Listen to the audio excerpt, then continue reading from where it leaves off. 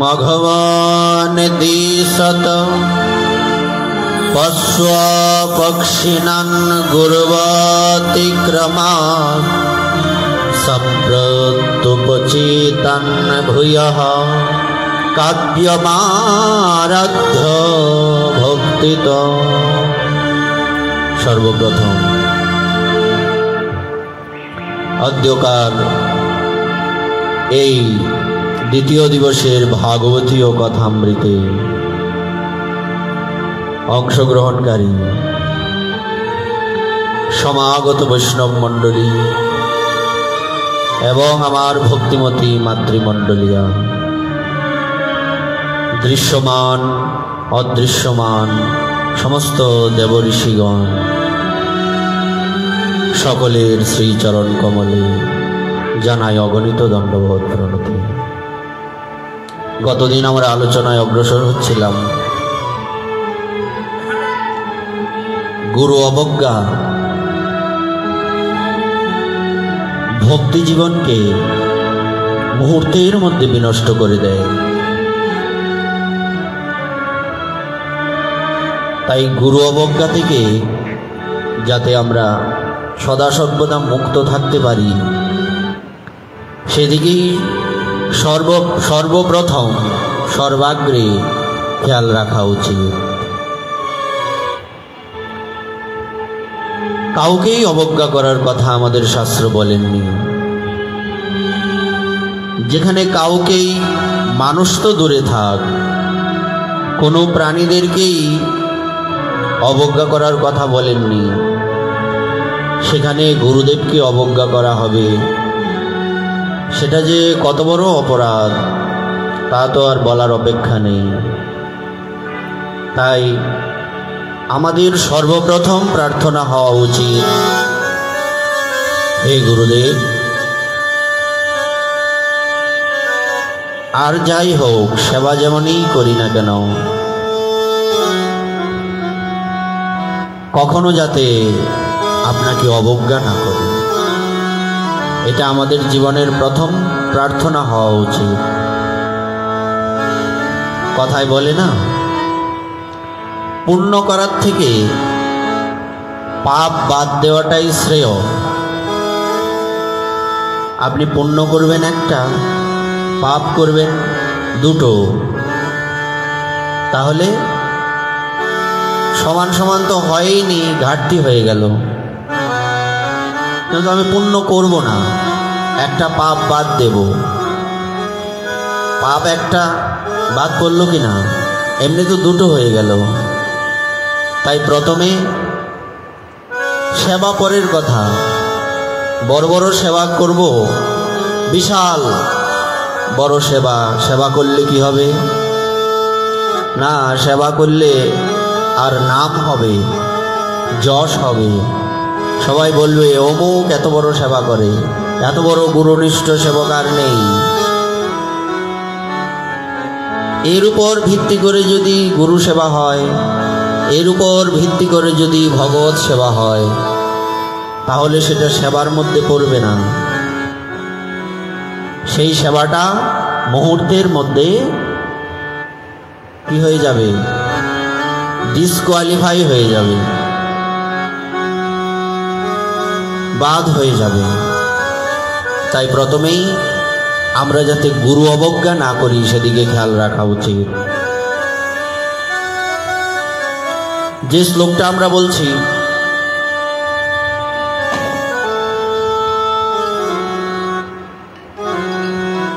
সেই শ্লোকের মধ্যে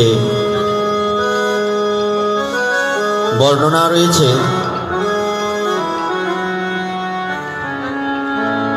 মূলত ঘটনাটা হচ্ছে, আমরা সকলেই জানি, গত বৎসর আমরা বিস্তারে এই কথাগুলি বলেছিলাম।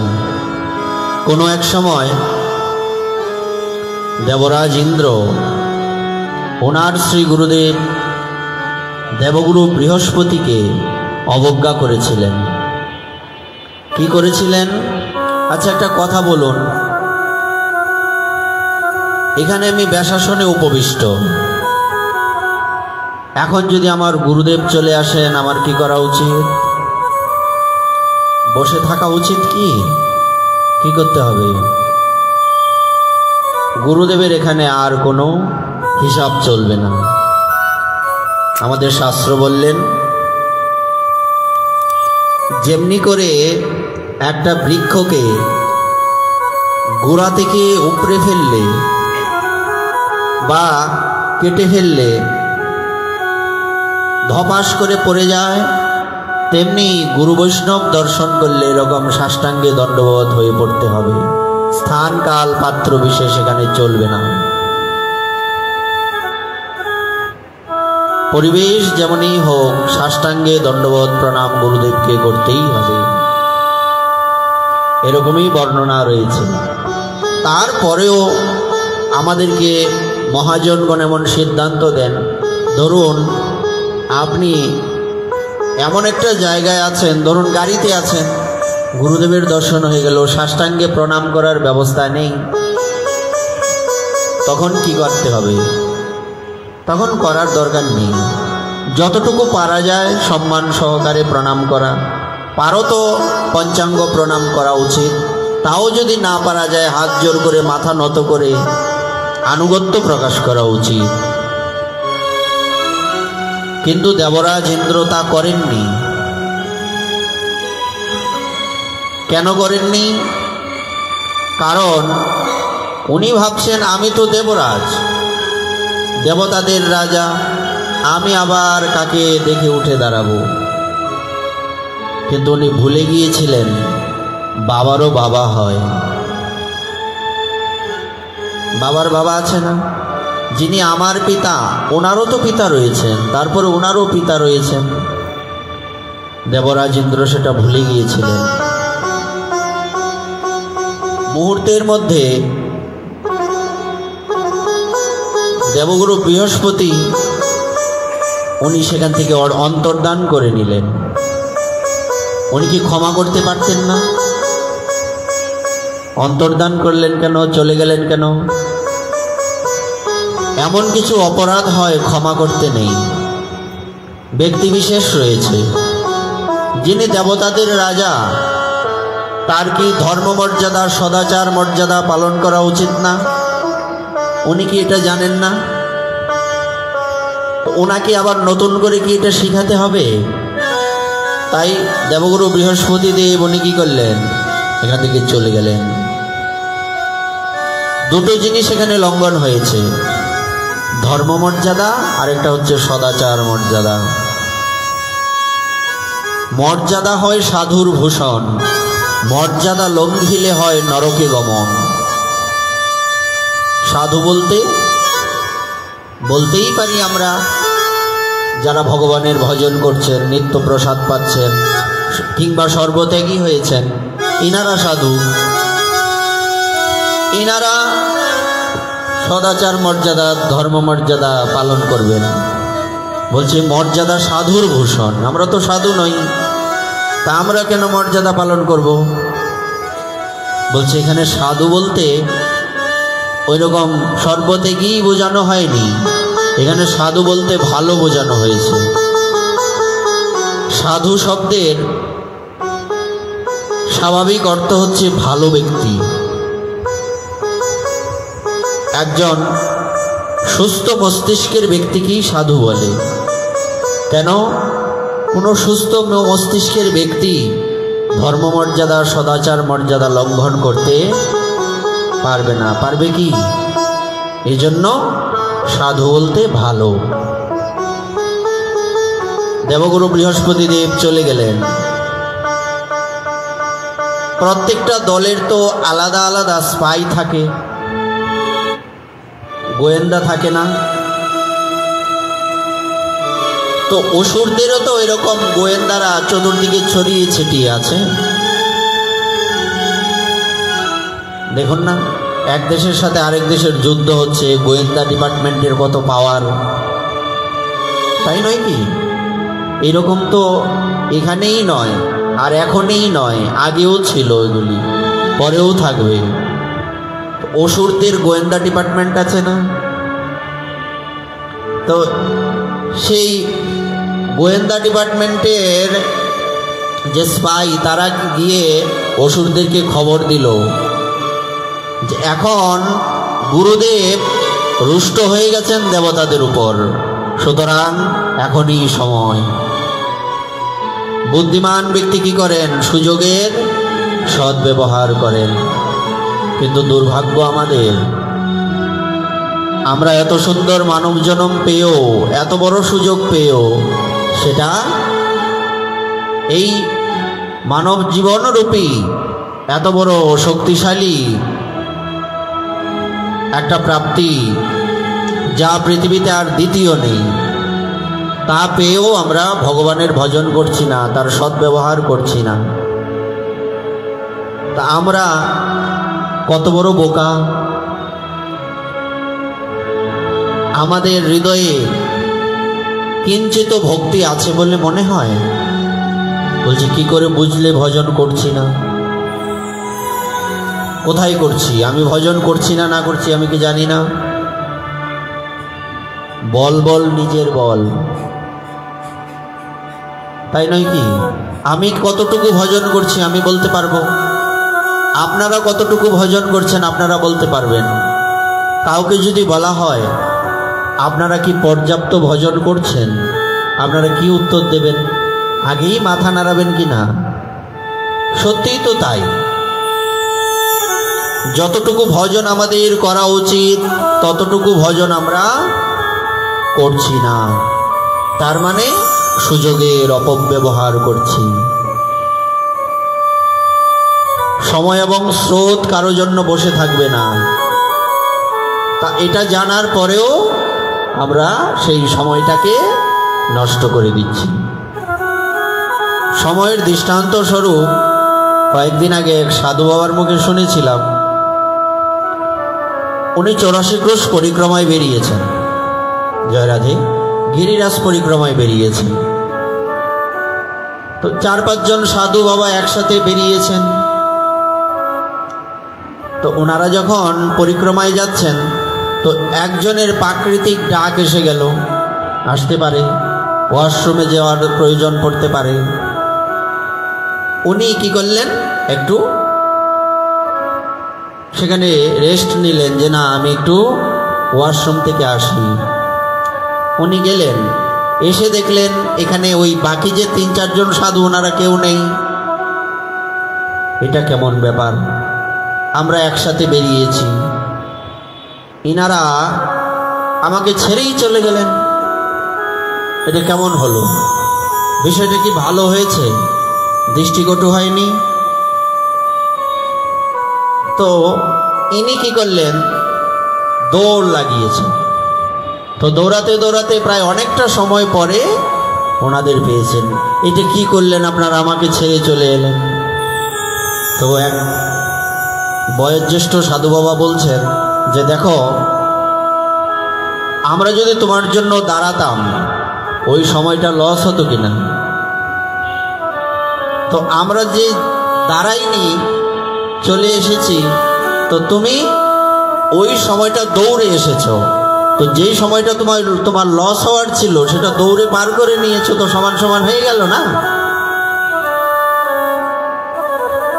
বিষয়টা দেখুন। বলছে যে জনা কৃষ্ণ ভজে সে বড় চতুর। তোমার প্রতি আমাদের যথেষ্ট ভক্তি, ভালোবাসা, বিশ্বাস, শ্রদ্ধা সব রয়েছে, কিন্তু কেন আমরা চলে এলাম?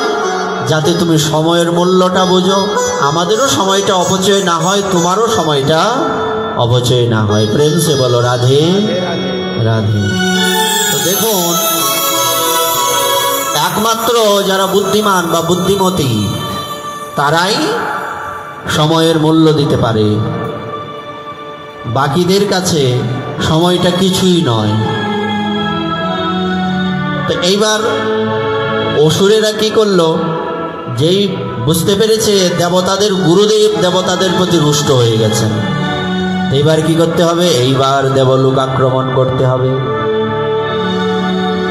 যেই কথা সেই কাজ, আক্রমণ করে দিয়ে মুহূর্তের মধ্যে সব, বেশি সময় লাগেনি, দেবতাদের পরাজিত করে দিয়েছেন। কেন? কারণটা কি? ভক্তিটা কিসের মতো? বালির বাঁধের মতো, কিংবা তুলা দিয়ে রচনা করা একটা বিল্ডিংয়ের মতো। তৈরি করতে তো সময় লাগে, কিন্তু ভাঙতে সময় লাগে না। এখানে একটা কথা আমাদের সমাজে প্রচলিত, স্বাধীনতা অর্জনের থেকে স্বাধীনতা রক্ষা করা কঠিন। এইবার মুহূর্তের মধ্যে যে তুলা দিয়ে তৈরি বিল্ডিংয়ের মতো কেন? তৈরি করতে কি সময় লাগেনি?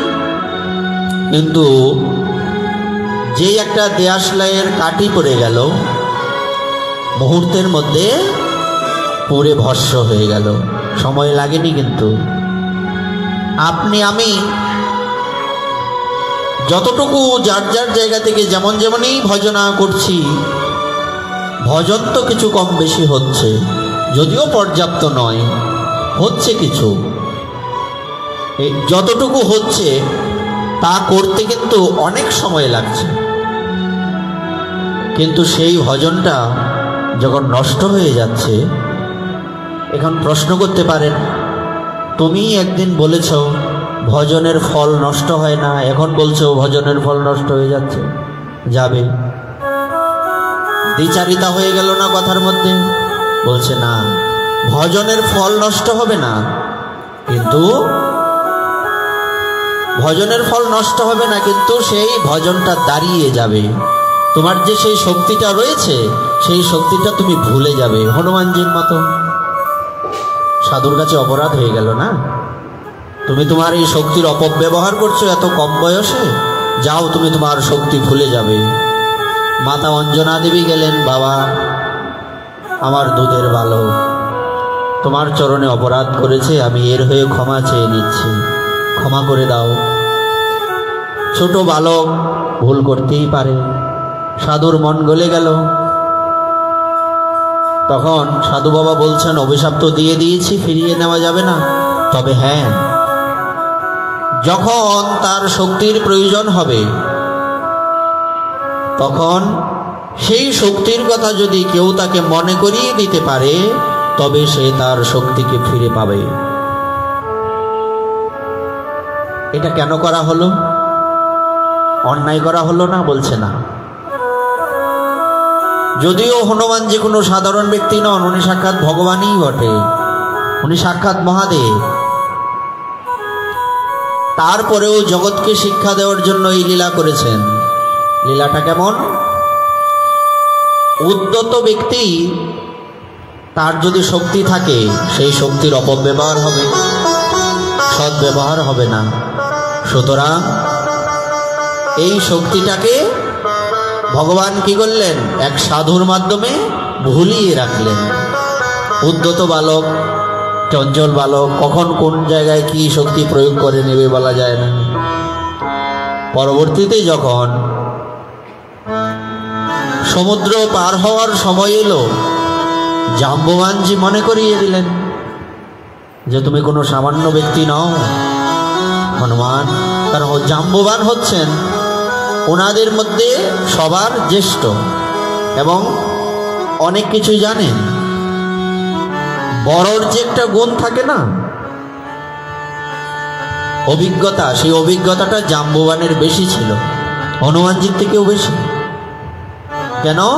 ওই যে বয়সে একটা অভিজ্ঞতা হয়েছে, বয়োজ্যেষ্ঠ। ইনি তখন হনুমানজিকে মনে করিয়ে দিলেন, হনুমান তুমি কোনো সামান্য ব্যক্তি নও।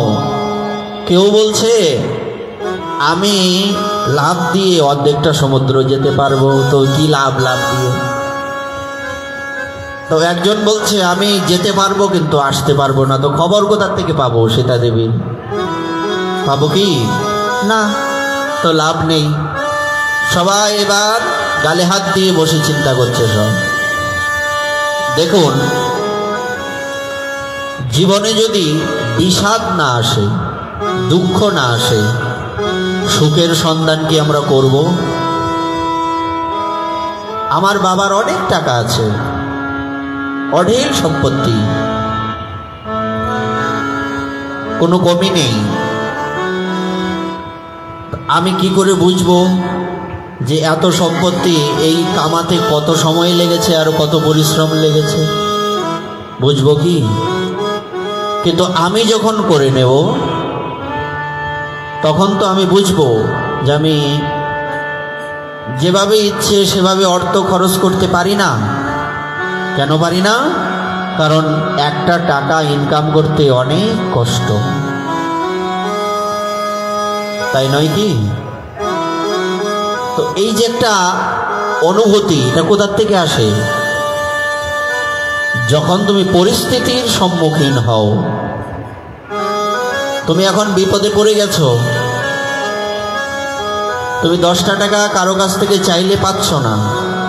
যখন তোমার টাকা হবে তখন তুমি ভাববে আগে আমার টাকা ছিল, সবাইকে অঢের মানে যত ইচ্ছে দিয়ে দিয়ে একদম আমি ফাঁকা হয়ে গেছি। তো যখন আমি ফাঁকা হয়ে গেছি তখন কিন্তু আমার পিছনে কেউ নেই। সুতরাং এখন আবার যখন পূর্বাবস্থা ফিরে এসছে, এখন আমার কি করা উচিত? এখন একটু হিসেব করে ইনকাম করা উচিত এবং হিসাব করে সেই ইনকামের টাকা লস করা উচিত। একে বলে বিষাদ। পরিস্থিতির সম্মুখীন দুঃখ না এলে সুখের সন্ধান লোক করবে না। প্রমাণ শ্রীমদ্ ভগবদ গীতা প্রথম অধ্যায়টাই তো বিষাদ, দুঃখ। অর্জুনের মুখটা ফ্যাকাশে হয়ে গেল। প্রথমে তো ভেবেছেন কি আছে, আমি পৃথিবীর সর্বশ্রেষ্ঠ ধনুর্ধর, আমার সাথে কেউ দাঁড়াবে, হতে পারে কি? যখন বললেন উভয় পক্ষের সেনা দলের মধ্যে আমার রথটাকে স্থাপন করো, দৃশ্যপট বদলে গেল। কি দেখলেন? সব আত্মীয় স্বজন, একান্ত নিজজন আমার বিরুদ্ধে, আমার বিপক্ষে। এদের উপর আমি বাণ চালাবো, এটা আমার কত বড় অপরাধ হবে। সুতরাং হে কৃষ্ণ, আমার দ্বারা যুদ্ধ করা হবে না। সারা পৃথিবীর সর্বশ্রেষ্ঠ ধনুর্ধর, আমার হাত কাঁপছে, জীবনে যা কোনোদিন হয়নি। মুখ শুকিয়ে যাচ্ছে, সারা শরীর জ্বলছে। শুধু শরীর জ্বলছে, ভেতরও জ্বলছে। তচ্চৈব পরিদয়্যতে। কেন জ্বলছে? দৃশ্যপট বদলে গিয়েছে, তাই পরিস্থিতি। উনি এবার বুঝতে পারছেন না। আগের অবস্থাটা দেখুন, উনি একদম তেড়ে ফুঁড়ে এসেছেন যুদ্ধ করবেন, কিন্তু পরিবেশ ওনাকে পাল্টে দিয়েছে। ইনি রথের মধ্যে বসে পড়েছেন, নিশ্চল পাথরের মতো বসা। আমি যুদ্ধ করব না। কেন? এই যুদ্ধে কত কত পুরুষের মৃত্যু হবে, ওই নারীদের কি গতি হবে? ওই নারীরা এক সময় কুলটা হয়ে যাবে। কত বর্ণনা দিলেন, বর্ণ সংকরের কথা বললেন। সুতরাং না, কৃষ্ণ, আমি যুদ্ধ করব না। দেখুন, দুঃখ কাকে বলা উচিত? যে আমার আপনার দুঃখ বুঝবে, যে কোনোদিন দুঃখ পায়নি, দুঃখ কাকে বলে জানে না, কিংবা যে আমাকে ভালোবাসে না, আমার জন্য যার হৃদয়ে ফিলিংস নেই, ওই ব্যক্তির কাছে আমার দুঃখ বললে আমি তার কাছে হাসির পাত্র হয়ে যাব।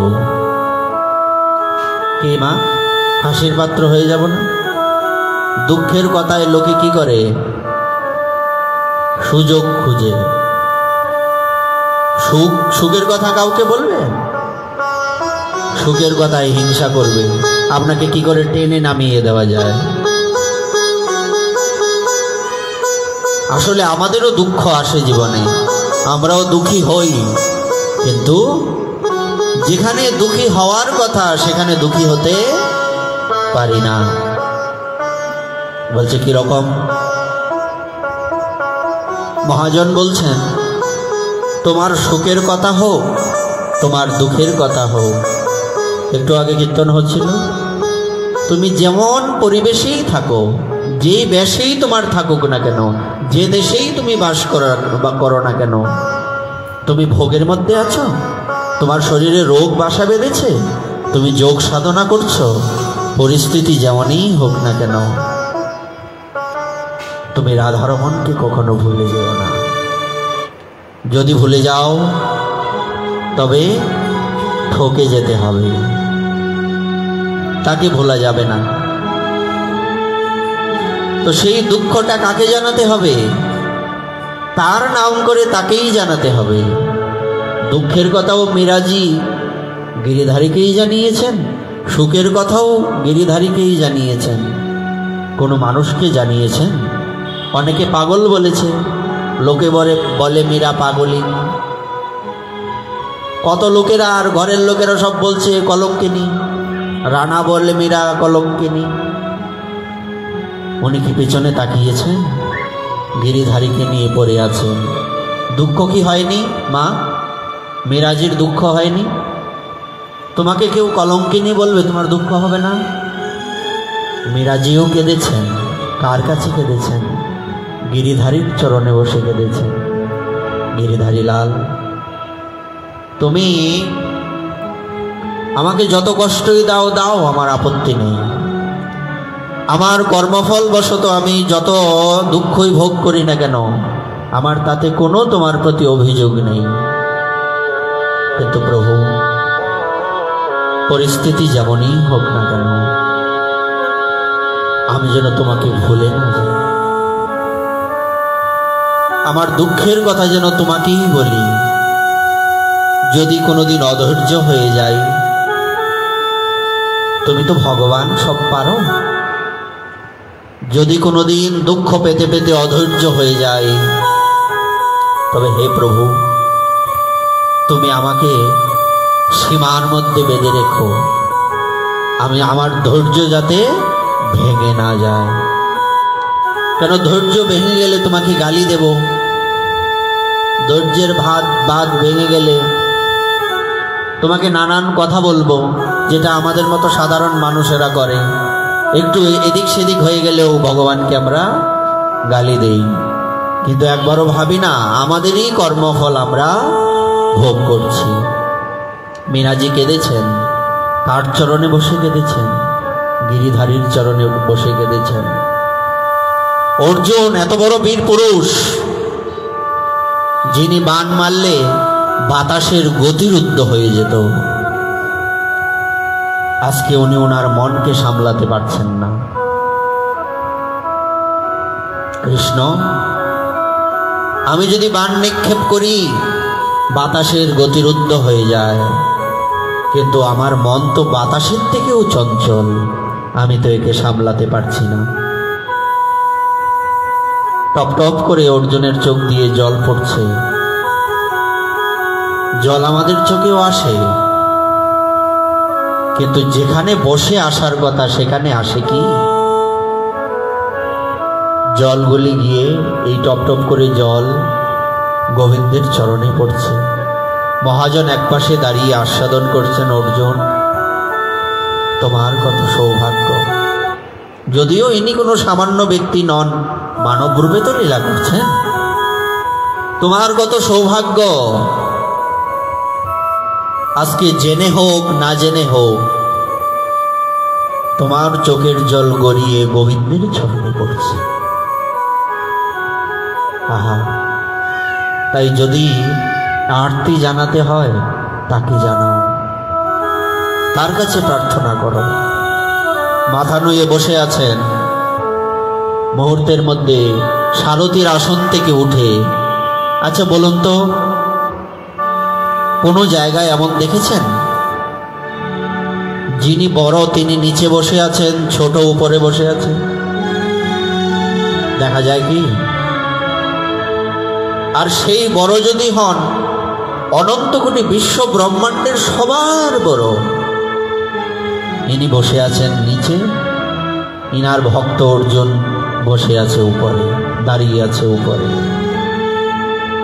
তাই তো ভক্তগণ বলছেন, প্রভু জীবনে তোমার কত রূপ দেখেছি,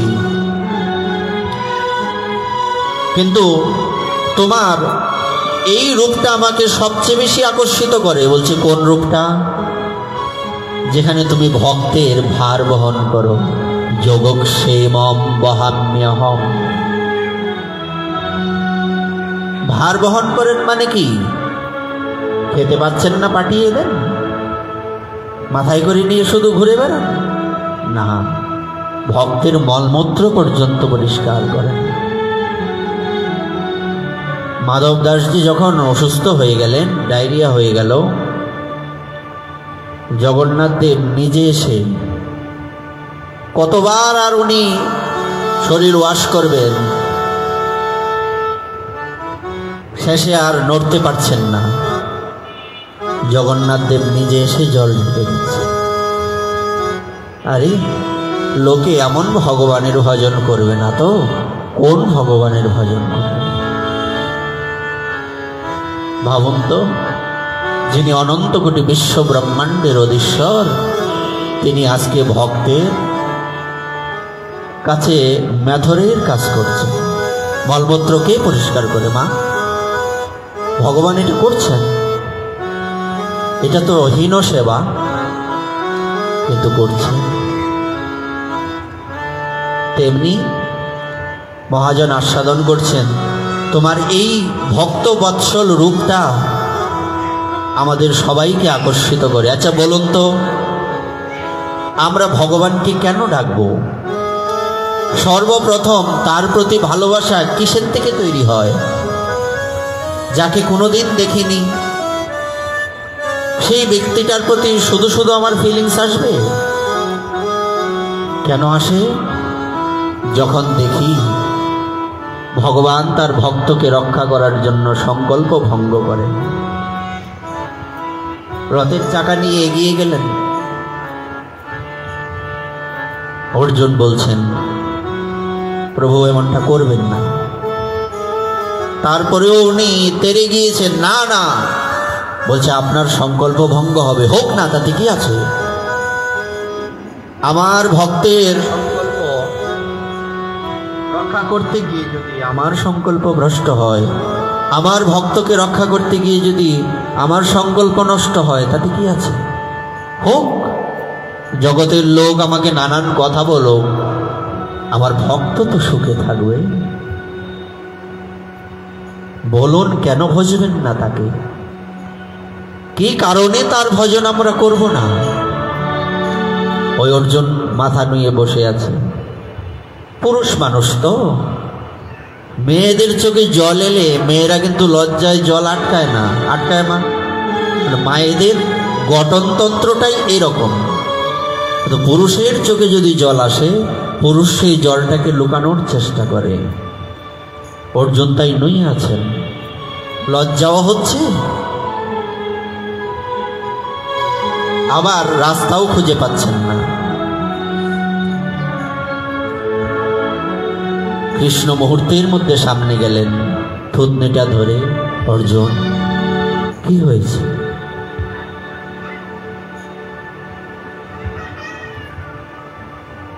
যেই সামনে গিয়ে ভগবান দাঁড়ালেন, অর্জুন কি করলেন? আচ্ছা ধরুন কেউ যদি অনেক কষ্ট পায়, অনেক বিরহে থাকে, সামনে যদি প্রিয়জন কেউ গিয়ে দাঁড়ায়, তখন সে কি করে? তাকে জড়িয়ে ধরে না? অর্জুন এমনি বসা ছিলেন, ভগবান দাঁড়িয়ে আছেন, সামনে দাঁড়িয়েছেন। অর্জুন কি হয়েছে? মুহূর্তের মধ্যে চরণ যুগল জুটিয়ে ধরেছেন। যা মনে হয় আজকের আগে কোনোদিন ওইভাবে হয়নি। হয়েছিল কি মা? বড় দাদা হিসেবে, যদিও বন্ধুত্ব সুলভ আচরণ, বড় দাদা হিসেবে কোনোদিন প্রণাম করে থাকবেন, কিন্তু এখন যে মানসিকতা নিয়ে প্রণাম করেছেন, সেটা কি পূর্বে কোনোদিন করেছিলেন? করেননি। জড়িয়ে ধরেছেন, শক্ত করে জড়িয়ে ধরেছেন। কেন? মহাজন বলছেন ভগবানের চরণকে শক্ত করেই ধরতে হয়। দুর্ভাগ্য কি জানেন, আমাদের বিশ্বাসটা বড় ঠুনকো। একটু এদিক সেদিক যদি হয়, পান থেকে চুল খসে পড়লেই মুহূর্তের মধ্যে ভগবানের প্রতি ভক্তি সব লাঠে উঠে যায়। এটা কি উচিত? আর এটা কেন হয়? তাকে ভালোবাসি না ওইভাবে। বলছে মিথ্যা বলছো, যদি তাকে ভালো না বাসতাম এখানে আসতাম? বলছে এসেছি, কিন্তু যতটুকু, যেমন এখানে যদি কারেন্ট চলে যায়, নিচে জেনারেটর আছে, এখন যতগুলি ইনস্ট্রুমেন্ট বা যতগুলি লাইট ফ্যান এখানে চলছে, সেই অনুযায়ী যদি সেই জেনারেটরটা পাওয়ারফুল না হয়, এই ইনস্ট্রুমেন্ট লাইট ফ্যান জ্বলবে তো? মা জ্বলবে? ছোট্ট যদি হয় জ্বলবে না। কেন জ্বলবে না? সে লোড নিতে পারছে না। যতটুকু ভক্তি, ভালোবাসা, শ্রদ্ধা, বিশ্বাস ভগবানের প্রতি আমাদের থাকা উচিত, ততটুকু নেই বলে সময় সময় বিশ্বাসটা ভেঙে যায়। লোড নিতে পারছে না, মানে বিশ্বাসের জায়গায় জাগতিক বিষয়গুলি বড় হয়ে গেল। ধরুন এমন হয়ে গেছে, আমি একটা সামান্য উদাহরণ দিচ্ছি, 40 ভাগ হচ্ছে ভগবানের প্রতি ভক্তি বিশ্বাস, আর আপনার 60 ভাগ হচ্ছে জগতের প্রতি ভক্তি বিশ্বাস। কোনটা জিতে যাবে? জগৎটা জিতে যাবে না। তাই জগৎকে জিততে দেওয়া যাবে না। আমরা ভাবি, অনেকের মনে, এখানে আমরা যারা আছি অনেকের মনে এরকম ভাবনা কাজ করে, যদি কেউ ভক্ত হয় অনেক দিক থেকে লস হয়ে যাবে। কিরকম লস হয়ে যাবে? হয়তো সে অনেক টাকা ইনকাম করতে পারত, নাও পারতে পারে, চাকরি করতে নাও পারতে পারে। এইসব ভাবি কেন? কারণ আমাদের মনটা বেশি ওই দিকেই টানে। কিন্তু মহাজন বলছেন আমাদের এমনটা যাতে না হয়। তা আমাদের কেমনটা হবে? আমাদের হবে, আমি এই পৃথিবীতে এসেছি ভগবানের ভজন করতে। এই সংসারে যত যত কর্তব্য রয়েছে, মাতা পিতার সেবা, স্বামী স্ত্রীর সেবা, সন্তানাদির সেবা, আত্মীয় স্বজনের প্রতি কর্তব্য, তা পালন করব। এগুলি হচ্ছে কর্তব্য। কিন্তু ভগবানের ভজন করাটা হচ্ছে অবশ্য কর্তব্য। কখনো কখনো অনেকেই আমার কাছে এসে বলেন যে আমি তো ভজন করতে চাই, কিন্তু সংসারের জন্য ভজনটা করতে পারি না। কেন? ওখানে তো আমার একটা দায়িত্ব রয়েছে না। তো ওই দায়িত্বটা ভগবানের থেকে বড় হয়ে যায় বলে আমরা ভগবানের ভজন করতে পারি না। তাই অর্জুন এমনভাবে ধরে রেখেছে যাতে আর ছাড়তে না হয়। অর্জুন দুঃখ করো না। এই অর্জুনের বিষাদ, প্রথম অধ্যায়টা কি হলো?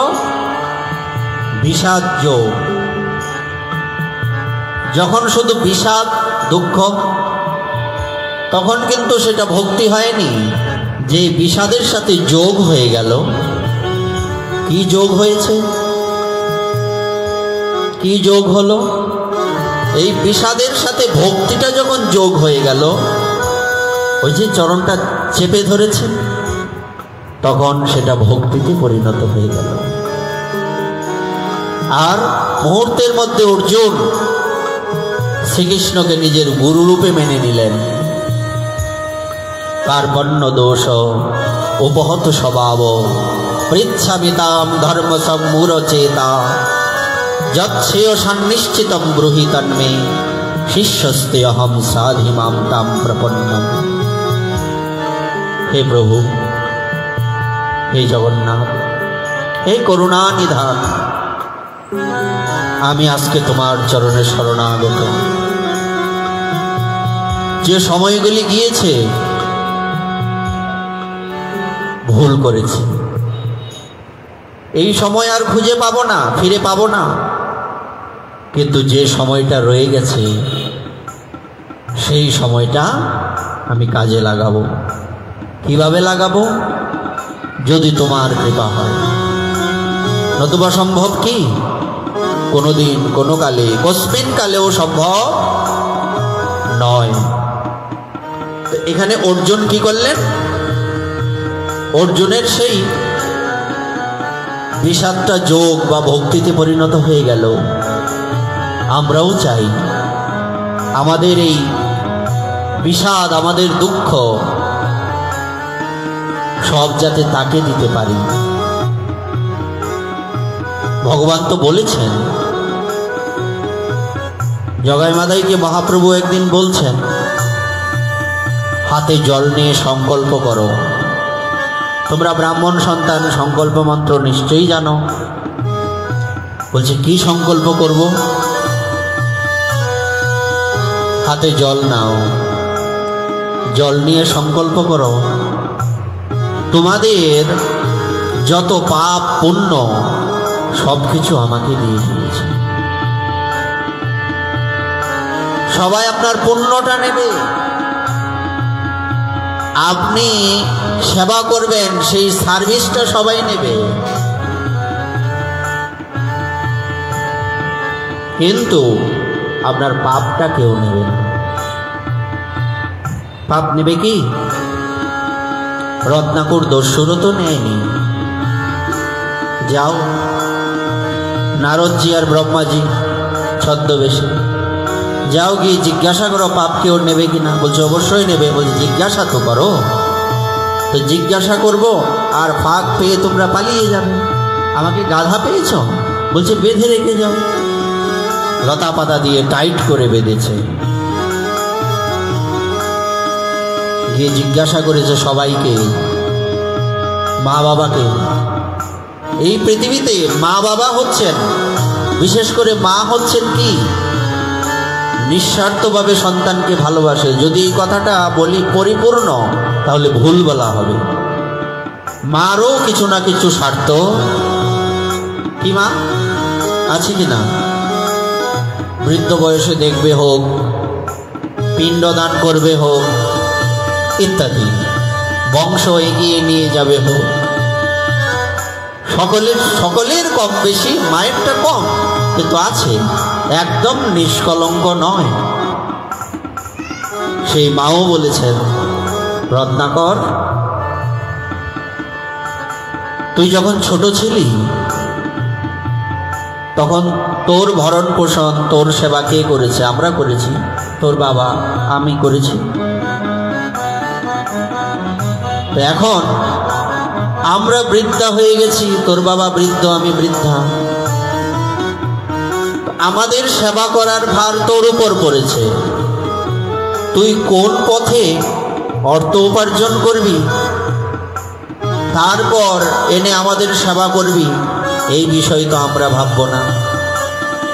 আমরা কি ভেবেছিলাম তোর সেবা যখন করেছিলাম? মুহূর্তের মধ্যে রত্নাকরের মুখটা ফ্যাকাশে হয়ে গেল। স্ত্রীর কাছে গেলেন, তুমি না অর্ধাঙ্গিনী? তুমি তো অর্ধাঙ্গিনী। বলছে হ্যাঁ অর্ধাঙ্গিনী, তোমার অর্ধেক পুণ্য নেব, পাপ নেব না। মন আরো খারাপ হলো কিনা? মুহূর্তের মধ্যে চলে গেলেন, গিয়ে তাদের বাঁধন খুলে দিয়ে সাষ্টাঙ্গে দণ্ডবোধ করেছেন। কি ভেবে করেছেন নিজেও জানেন না, তখনও জানেন না। বাঁধন খুলে দিলে যে, তোমার সেই ডাকাত সুলভ, দস্যু সুলভ আচরণ কোথায় গেল? বড় বড় চোখ, লাল লাল চোখ, দেখেই ভয় পেতাম। এখন হুট করে এরকম করুণা কোথার থেকে চলে এলো, বিরহ কোথার থেকে চলে এলো? কথা বলতে পারছেন না, কান্নার জন্য কণ্ঠ রুদ্ধ হয়ে গেছে। তখন ওই একই পরিস্থিতি, সেখানেও সেই জায়গাতেও কি করা হলো? ব্রহ্মাজি আর দেবর্ষি নারদ দুপাশ দিয়ে দু কাঁধে ধরেছেন। চিন্তা করছো না? আগেই বলেছিলাম যে তোমার পাপ কেউ নেবে না। এবার বুঝতে পেরেছো তো? হ্যাঁ, বুঝেছি। এখন কি করবে? বলছে আপনারা যা বলবেন তাই করব।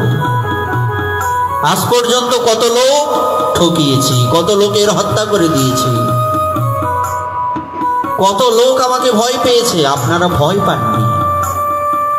বরং আমার হৃদয়ের যেই চক্ষুটা, যে জ্ঞান চক্ষুটা এখানে থাকে, এই চক্ষুটা উন্মিলন করে দিয়েছেন।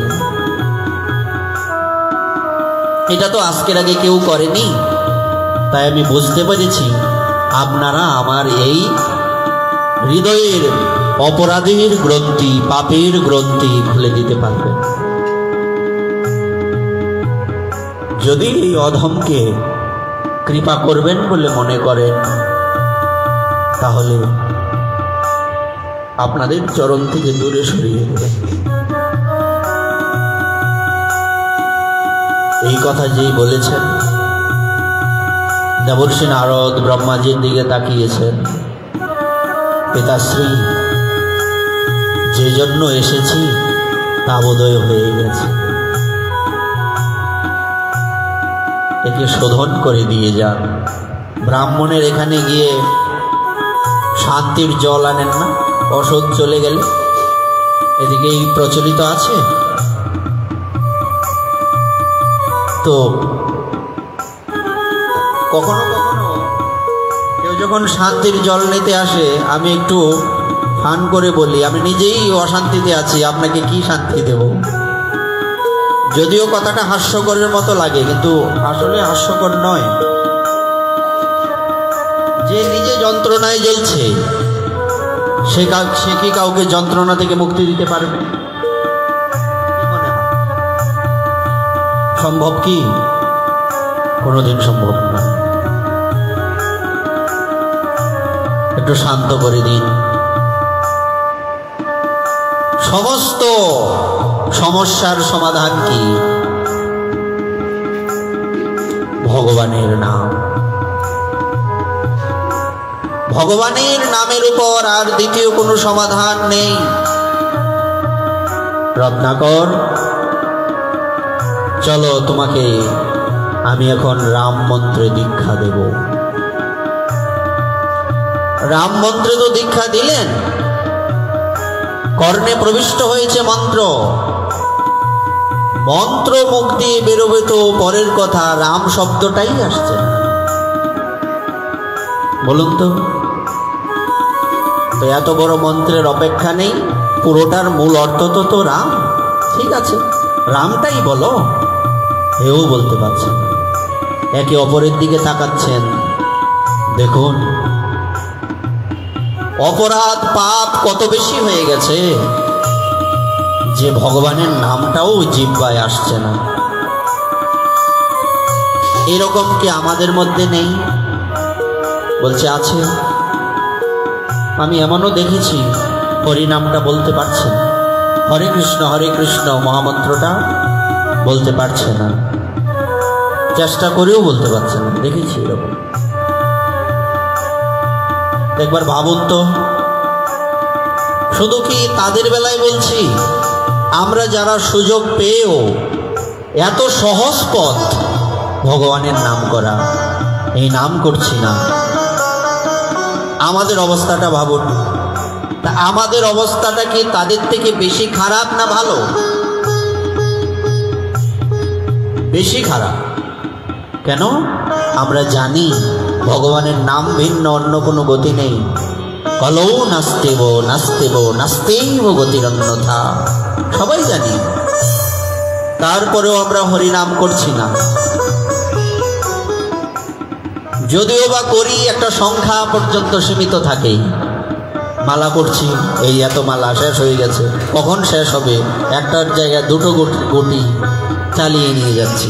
হরে কৃষ্ণের মধ্যে কৃষ্ণ একটা নাই, রাম একটা বন্ধ, হরে হরের জায়গাতে একটা হরে আরেকটা আসছে না। এরকম হয় তো? কেন বাবা, কি দরকার তোমার সংখ্যার? হ্যাঁ, সংখ্যাপূর্বক নামগান নতিবি কালাবসানী কৃত নিদ্রাহার বিহারকা দিবিজিত চাত্তন্ত দিনৌ চজ। এ কথা সত্য।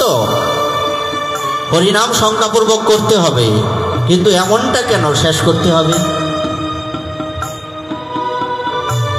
অমুকে তো এক মালা করলে 7 মিনিট সময় লাগে, আমার কেন 10-12 মিনিট লাগবে? ওইটাকে আমার 5 মিনিটে আনতে হবে। এটা কি কম্পিটিশন চলছে? কি ভাই, তোমার এক মালা করতে কত সময় লাগে? বলছে আমার 7 মিনিট লাগে। আমার কেন 10 মিনিট লাগে? মনে মনে বলছে। বলবে তুই কি নাম করিস? তোর নাম এটা কি হলো? নাম এত দেরি হয় কেন? লজ্জায় পড়ে যাবো তো 10 মিনিট আর বলে না, বলছে কাছাকাছি। ভাই, কাছাকাছি কি কথা? 10 মিনিট কেন, তোমার 20 মিনিট লাগুক না, কি আছে? এত সংখ্যার অপেক্ষা কি? নাম অপরাধ বলে একটা শব্দ আছে। নাম করছি, নাম অপরাধও করছি, তা এটা বিষয়টা কেমন?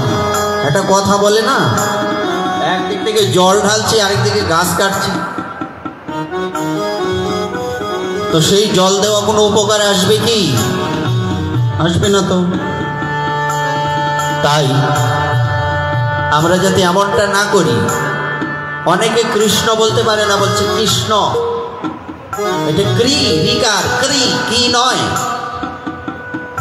নিজের একটু আগে কি করতে হবে? যে নাম আমরা পেয়েছি, যে নামটা আমরা শুনি, উচ্চারণ আগে ঠিক হওয়া উচিত। হরে কৃষ্ণ, কৃষ্ণ নয় কৃষ্ণ। গিয়ে দেখুন ম্যাক্সিমাম কৃষ্ণ বলছে। যদিও এই কথা বলা আছে যে ধীর ব্যক্তি বলছে বিষ্ণবে নম, আর অধীর ব্যক্তি মূর্খ ব্যক্তি বলছে বিষ্ণায় নম। উভয় তো সমমূল্যক ভাবগ্রাহী জনার্দন। এই কথা সত্য, কিন্তু আমি কি চেষ্টা করলে কৃষ্ণটাকে কৃষ্ণ করতে পারি না? কি মা, পারি না? আসল কথাটা হচ্ছে নামের মধ্যে আমাদের মনেই ফ্যাশন নিয়ে চলছি, হরে হরে কৃষ্ণ হরে কৃষ্ণ। তাই নামটা উচ্চারণটা ঠিক মতো হওয়া চাই। তো রাম শব্দটাই বলতে পারছেন না, তো রাম বলতে পারছে না, তো উল্টোটা যে বিষে বিষক্ষয়, উল্টো করে বলতে হবে। উল্টো করে বলছে মরা মরা মরা মরা মরা মরা মরা মরা মরা মরা মরা মরা বলতে বলতে ওনারা তো চলেই গিয়েছেন। সেই নাম জপ করতে করতে রত্নাকর দস্যুর কি হয়ে গেল? সারা শরীরে বলমি কুটে গেছে, যাকে কি বলে উই পোকা। উই পোকা সারা শরীরটাকে খেয়ে ফেলেছে। নামের প্রভাব দেখো, উই পোকা পুরো দেহটাকে খেয়ে শেষ করে ফেলেছে, হাড় তাও প্রায় শেষ হয়ে গেছে, এমন একটা অবস্থা। কিন্তু রাম রাম রাম চলছে। তারপর আবার এলেন, দেখি তো কি হয়েছে। শব্দ আসছে, কাউকে দেখা যাচ্ছে না। ইন্দ্রদেবকে বললেন বৃষ্টি দাও। বৃষ্টি এলো, সব ধুয়ে চলে গেল। ধোয়ার পর কি পাওয়া গেল? আর অস্থি মজ্জা কিছু নেই বাকি, আর করে রয়েছে। চিন্তা করে দেখুন। তারপর আমরা সকলেই জানি কি হলো আর কি না হলো। এই ব্যক্তিটা, নামের শক্তিটা দেখুন। এই একজন ব্যক্তি যিনি ভগবান আসার 60,000 বছর পূর্বে ভগবানের কথা লিখে ফেলেছেন। ভাবা যায়? এমন ইতিহাস খুবই কম আছে। নামের এমন শক্তি। আসলে কি এখানে নামের শক্তি প্রকাশ পেয়েছে, নাকি অন্য কোনো কিছু কাজ করেছে নামের সাথে? আপনাদের কি মনে হয়?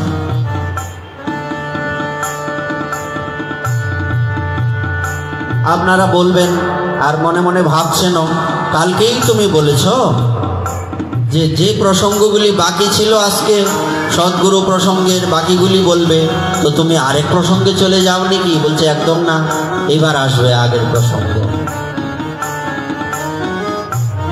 নামে হয়েছে, কিন্তু নামের সাথে কিছু যুক্ত হয়েছে কি? আপনাদের কিছু মনে হয় এরকম? অর্জুনের বেলায় চিন্তা করুন, বিষয়টা কি? বলছে শরণাগতি।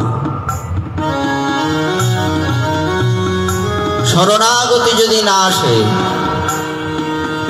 ভক্তি যদি না থাকে, আপনি যে কোনো কর্ম করবেন সেই কর্মটা নিষ্ফল ভব, নিষ্ফল হয়ে যাবে। এত কষ্ট করে এত কিছু সংগ্রহ করে রান্না করলেন,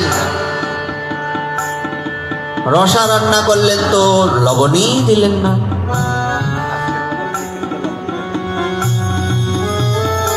তো এই এত সুন্দর যে দেখা গেল, এটার মাহাত্ম্য প্রকাশ হলো কি? হরিনাম করছেন, ভক্তি নাই, লবণ ছাড়া তরকারি। তরকারি হয়েছে কিন্তু লবণ দেওয়া হয়নি, সেই লবণটা হচ্ছে ভক্তি। আমরা পড়িনি, সেই ছেলেবেলার থেকে শুনতাম, তোমাকে নুনের মতো ভালোবাসি। ভক্তির স্বরূপ শরণাগতি। শরণাগতি যদি না থাকে কিছুই হবে না। এই প্রসঙ্গে কার কথাটা বিশেষ প্রাধান্য পেয়েছে? গুরুদেব কিনা? অর্জুন এখানে কৃষ্ণকে কি রূপে দেখছিলেন? গুরুদেব রূপে। আর এখানে রত্নাকর দস্যু, ওনার বেলায়ও তাই। শরণাগতি, শরণাগতি ভিন্ন কিছুই হবে না। দৃষ্টান্ত দিচ্ছেন। কালকেই আমরা বলেছিলাম, আমরা ভগবানকে দেখিনি,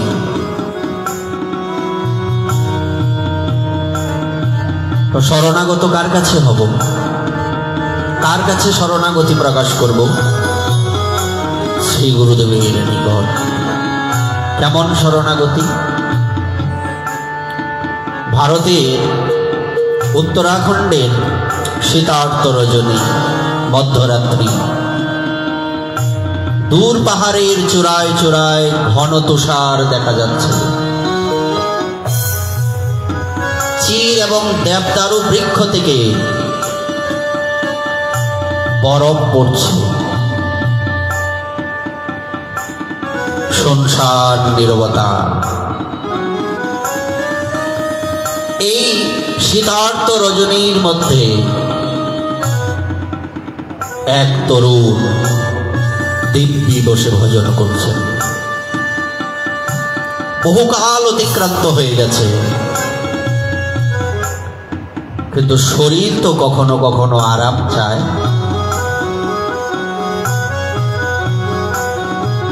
শরীরটা একটু আরাম চেয়েছে, চোখ বুজে আসছে। অনেক চেষ্টা করেছেন, না দেখি একটু চেষ্টা করে চোখটাকে খোলা রাখা যায় কিনা, কিন্তু সব সময় সবকিছু হয়। যেহেতু শীতার্ত রজনী, উত্তরাখণ্ডের ব্যাপার,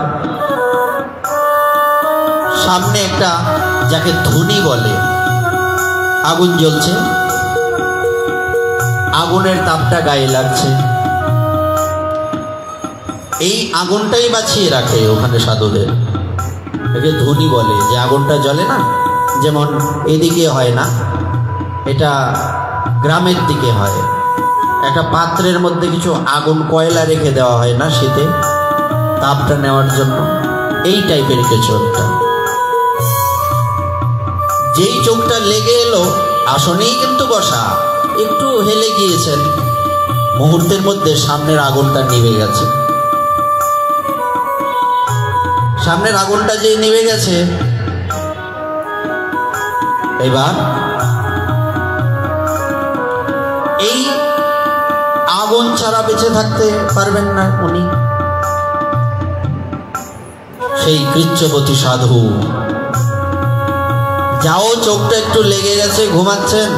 আজকে আমাদের কোনালদার মতো, যেই চোখটা লেগেছে, এই আমার ফোন গিয়েছে, দাদা আস্তে, গলাটা একদম বোঝা যাচ্ছে, দাদা কি করছিলেন, বলছে এই চোখটা লেগে গেছে মাত্র। এইরকম একটু চোখ লেগে গেছে, আগুনটা নিভে গেছে না, তো এই শীতের মধ্যে ঘুম হবে কি? এমন শীত পড়েছে, তো মুহূর্তের মধ্যে ঘুম ভেঙে গেছে, শরীর কাঁপছে, এই সব বনাশ হয়ে। এখন গুরুদেব বুঝে যাবেন, গুরুদেব দেবদাসজি মহারাজ, উনি বুঝে যাবেন যে আমি তো ঘুমিয়ে পড়েছিলাম, শাস্তি তো দেবেন, শক্ত শাস্তি। আজকাল গুরুদেব শিষ্যকে শাস্তি দেওয়ার আগে 10 বার ভাবেন, শাস্তি দিলে পরের দিন চলে যাবে। মন্দিরের সেবা সব আমাকেই করতে হবে, কি দরকার? ভাগবত প্রভু বলছিলেন যে একটু শাসন করেছিলাম শিষ্যটাকে, যে সেবা করে, পরের দিন থালা বাসনগুলো আমাকে মাজতে হয়েছে, থাক বাবা, কি দরকার? কিন্তু এই ব্যক্তিদের উন্নতি হবে না, এরা প্রকৃত শিষ্য কোনোদিনই হতে পারবে না। ভাবছেন শাস্তি দেবে, মরে যাবেন শীতে, এটা পরের ভাবনা, গুরুদেব শাস্তি দেবেন এই ভাবনাটা আগে। বাঘের মতো ভয় পেতেন, এখন কি ভয় পায়? আচ্ছা বলুন তো, আমাদের কথা বাদ দিলাম, আপনারা যখন স্কুলে পড়তেন, শিক্ষকদের কেমন ভয় পেতেন মা? এখন ভয় পায় কি? ওই দিন আমার একটা ছেলে এসে বলছে, বাবা আমি যে স্যারের কাছে প্রাইভেট করি, ইনি এমন কিছু কথা বলেন যেই কথাগুলি শোভনীয় নয়, যেগুলি আপনি আমাদের শিখিয়েছেন। তো একটা সাধারণ ব্যক্তি যদি এটা বলতে না পারে, তো শিক্ষকরা কেন এই কথা বলবে? আমি নিজেই থ হয়ে গেছি, এখানে কি উত্তর দেব? এখন দেখা যায় শিক্ষক আর ছাত্র মিলে কাঁধে হাত ধরে হাঁটছে, একসাথে সিগারেট খাচ্ছে। ভাবুন, আমাদের সমাজ উৎসন্নে যাবে না তো কোন সমাজ উৎসন্নে যাবে? কয়েকদিন পর পর শুধু শুধু উল্টো পাল্টা এই সেই কথা বলে শিক্ষকের গলায় জুতার মালা। কোথায় যাচ্ছি আমরা? সমাজটা কত উৎসন্নে চলে যাচ্ছে। দিনে দুপুরেও মেয়েরা আজকে এখন অবস্থা খারাপ হয়ে যাচ্ছে। দুদিন আগের ঘটনা দেখেছেন তো, নেটে ভাইরাল হয়েছে। তা আমাদের সমাজটা কোথায় চলে যাচ্ছে? আমরা এই ব্যাসপীঠ থেকে কুমিল্লার সেই ঘটনার তীব্র নিন্দা জানাচ্ছি, এবং যে ব্যক্তি, তার নামটা বললে আমার মনে হচ্ছে আমাকে স্নান করতে হবে, নাম আর বললাম না। যে ব্যক্তি, যে দুর্বৃত্ত, যে ধর্ষণকারী এত বড় একটা কাণ্ড ঘটিয়েছে, তাকে অবিলম্বে ধরে প্রকাশ্যে মৃত্যুদণ্ড কার্যকর করা হবে। আজকাল এমন যদি হতো তো পরিবেশটা এত দূর অবধি গড়াতো না। কি করবেন? শস্যের মধ্যেই ভুল। বাবা, বেশি বলতে গেলে আবার কখন কি হয়ে যায় বলা যায় না, বাকিটা বুঝে নেন। আমরা কাদের ভরসা করব? ভরসা করা যাচ্ছে না, এমন একটা পরিস্থিতি।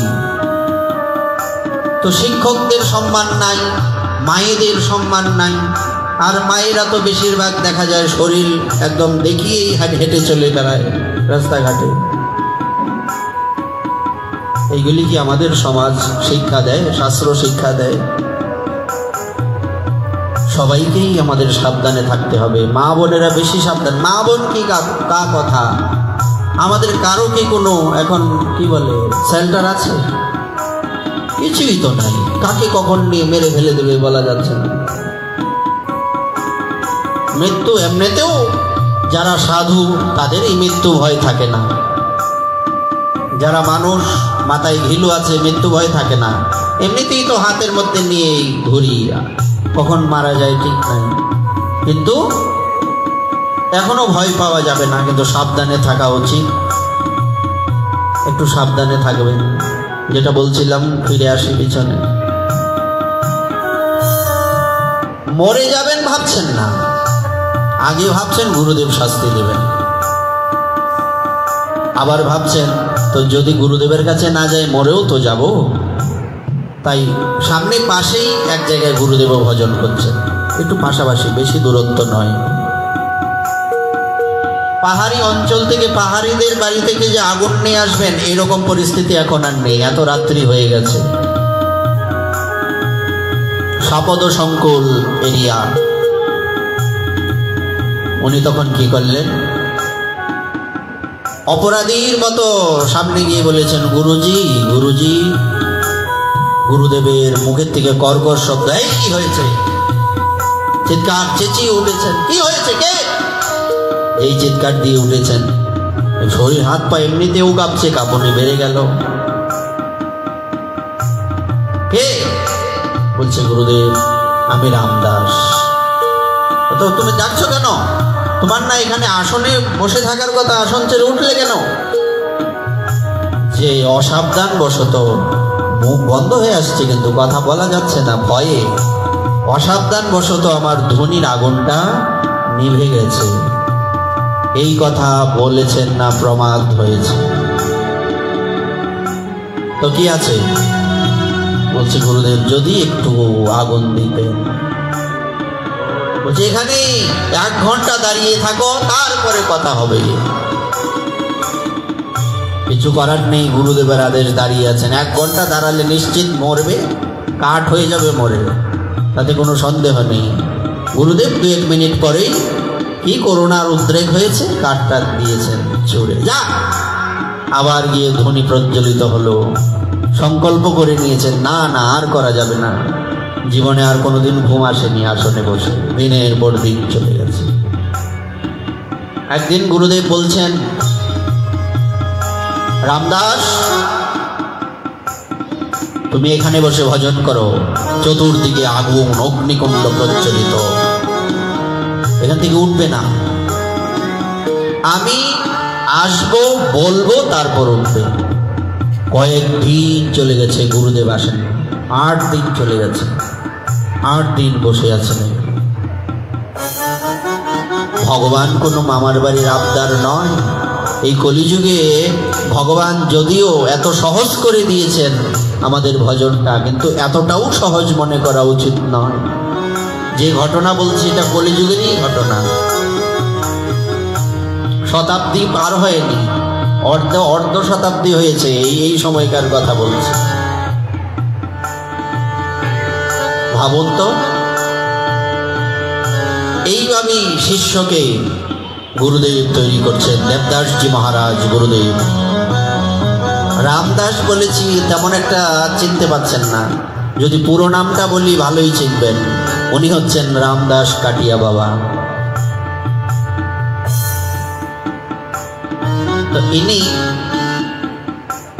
দিন যাচ্ছে যাচ্ছে এত কঠোর ভজন করছেন, এত গুরু সেবা করছেন, তারপরেও গুরুদেবের গালি বন্ধ হয় না। উঠতে বসতে গালি দেন, উঠতে বসতে মারে। মার কাকে বলে? তো ওনার এই কড়া নিয়মের জন্য একটা শিষ্য টিকেনি। এই একজন উনি দাঁড়িয়ে আছেন ঠাই। এত বাজে গালি দেন। উনি ব্রাহ্মণের ছেলে, ওনাকে বলছে এই ভাঙি। আরো কত কি মুখ দিয়ে যা আসে তা বলা যাচ্ছে না, সব বলে যাচ্ছেন। শয়কার লয়কার সহ সব বলে যাচ্ছেন। সব চলে গেছে, তুই যাচ্ছিস না কেন? কি করতে এখানে বসে আছিস? মারতে মারতে একদিন এত কড়া শাসন করছেন, এত মারছেন, উপর হয়ে পড়ে গেছেন। যাচ্ছিস না কেন? সব মরা আমার এখানে মরেছিল, সব চলে গেছে, তুই যাচ্ছিস না কেন? যা বেরিয়ে যা। রামদাসজি কি করছেন? উঠেছেন, শরীরটা চলছে না, এত মার মেরেছেন। হাত জোর করে গুরুদেবের সান্নিধ্যে বসেছেন। গুরুদেব,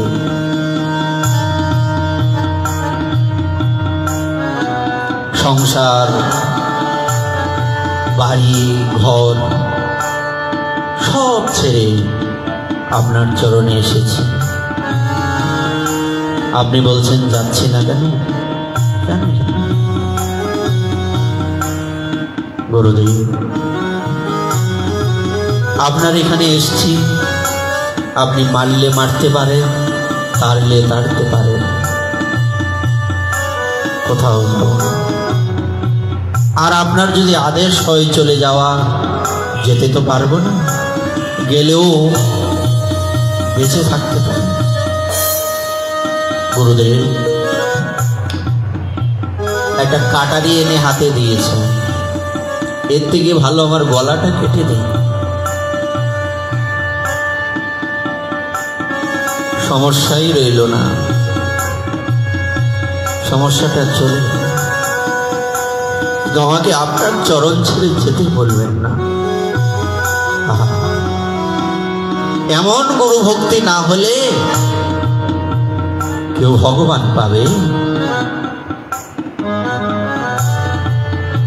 রামদাসজি এই কথা বলার সাথে সাথে দেবদাসজি মহারাজের হৃদয়ে দ্রবীভূত হয়ে গেছে। আসলে তো এগুলি পরীক্ষা ছিল, অন্তর থেকে কি শিষ্যকে ভালো না বেসে থাকতে পারে? যাকে এইভাবে তৈরি করেছেন তার প্রতি কেমন ভালোবাসা থাকবে?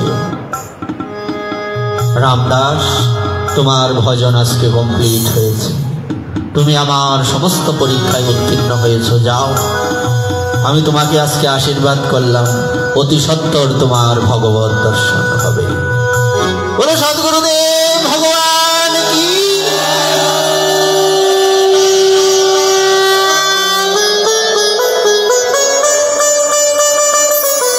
এমন থাকতে হবে গুরুদেবের প্রতি শরণাগত। সেবাটা কেমন থাকবে? দৃষ্টান্তের পর দৃষ্টান্ত আসবে। আপনারা সকলে শ্রী সম্প্রদায়ের যিনি আচার্য রামানুজ আচার্যের নাম শুনে থাকবেন। রামানুজ আচার্যের সময়ে দক্ষিণ ভারতে ওনার প্রভাব এত বেড়ে গিয়েছিল, আমাদেরও তো বিভিন্ন মত রয়েছে, বিভিন্ন মত রয়েছে না? শৈব, শাক্ত, সৌর, গাণপত্য, বৈষ্ণব, এই তো পঞ্চমত। তো এই মতের মধ্যে ওই তৎকালীন সময়ে রামানুজ আচার্যের কারণে বৈষ্ণব মতের এত প্রাধান্য হয়ে গিয়েছিল, তৎকালীন সময়ে চোল রাজ্যের অধীশ্বর কৃমিকণ্ঠ, তিনি ছিলেন শৈব মতবালম্বী। তো সেই কৃমিকণ্ঠ ইনি কি করলেন? ইনি ভাবলেন রামানুজ যতদিন থাকবে ততদিন পর্যন্ত কি হবে না, আমার শৈব মত এখানে প্রভাব বিস্তার করতে পারবে না। সুতরাং যে কোনোভাবে তাকে মারার ব্যবস্থা করতে হবে। ইনি রাজা, তো ইনি কি করেছেন? রামানুজ আচার্যকে ডেকে পাঠিয়েছেন।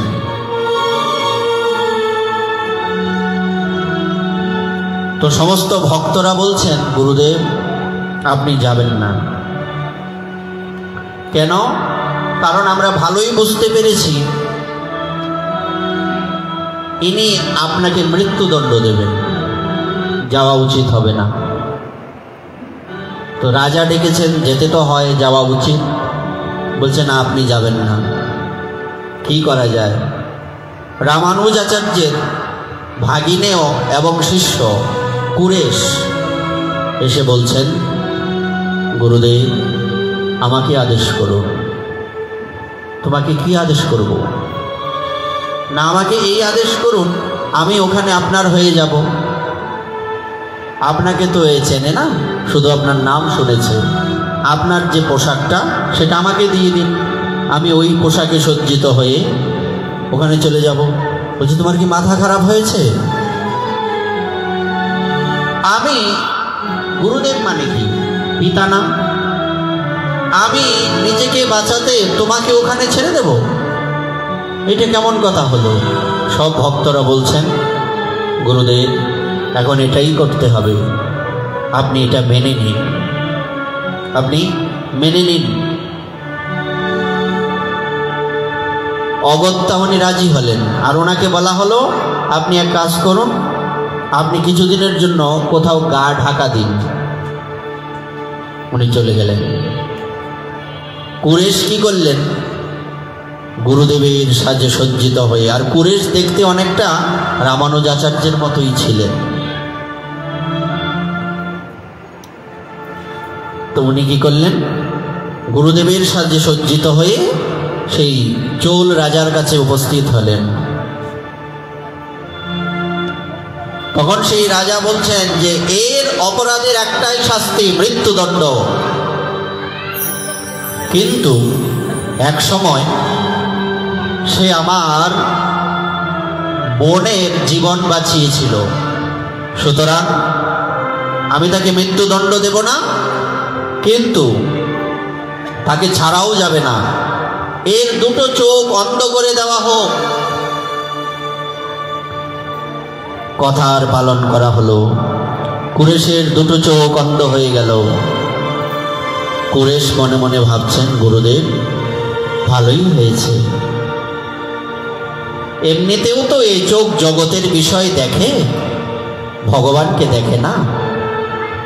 চোখ থাকলেই কি আর না থাকলেই কি, সুতরাং এই চোখ চলে গেছে, এখন আমি মন প্রাণ দিয়ে হৃদয়ের দৃষ্টিতে তোমাকে দেখতে পারবো। এই যখন উনি ভাবলেন, ভেবে ওখান থেকে ফিরে এলেন। আর উনি খুব প্রসন্ন হলেন, আজকে গুরুদেবের প্রাণের বিনিময়ে আমার দুটো চোখ না গেছে, তাতে কি আছে, তাতে কিচ্ছু এসে যায়নি। উনি খুব খুশি হয়েছেন। দেখুন, মুখে কোনো কথা বলা সহজ, গুরু ভক্তি মুখে মুখে আবিষ্কার করা সহজ, কিন্তু নিজের জীবনে প্রয়োগ করা অত্যন্ত কঠিন। গুরু ভক্তি এত কঠিন, ভগবানের ভক্তির থেকে গুরু ভক্তি কঠিন বেশি। তিনি কি করলেন? ফিরে এলেন শ্রীরঙ্গম মঠে। ফিরে এসে ওনার মনে কিন্তু খুবই আনন্দ, আজকে আমার গুরু সেবা হয়েছে।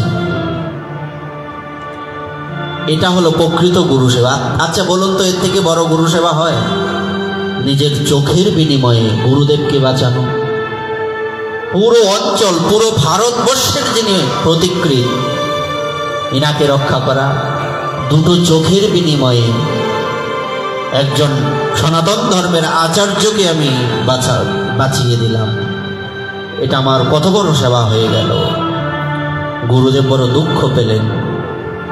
ইনি বলছেন, কুরেশ যাও, তোমার সেবায় তো আমি প্রসন্ন হয়েছি, আজকে তুমি বরদ্রাজ ভগবানের কাছে গিয়ে নিজের এই চোখ দুটো ভালো হবে এরকম বর চাও। ভগবান সামনে দাঁড়ালেন। ভগবান আজকে সামনে দাঁড়িয়েছেন, ভগবানকে দেখে প্রণাম করেছেন।